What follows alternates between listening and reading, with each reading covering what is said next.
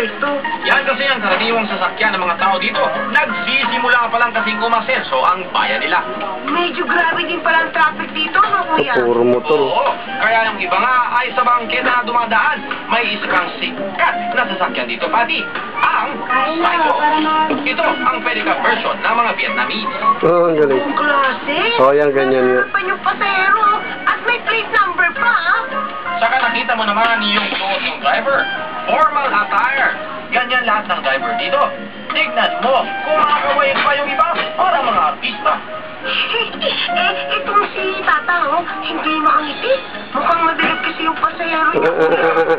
Well, gano'n talaga. Pero swerte mo naman, pag turista ang naisakay mo, para ka na rin tourist guide, photographer ka pa.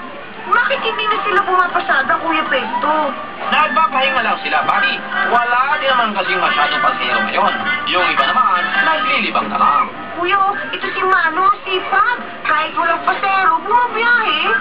Siya lang naman kasi ang may-ari ng pinakamadaming cycle dito sa Hanoi. Naku, inabutan niya ang nagpapahinga yung mga driver niya.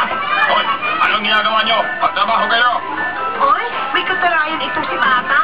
Natataranta tuloy yung mga cycle driver mo, Kuya. No, may special event ngayon, kaya maghanda kayo at magbihis kayo ng maayos. Huwag kayong magkalimot na maging friendly, ha? Nagmamadaling bumiyahe ang mga driver pagkatapos silang bigyan ng order ng may-ari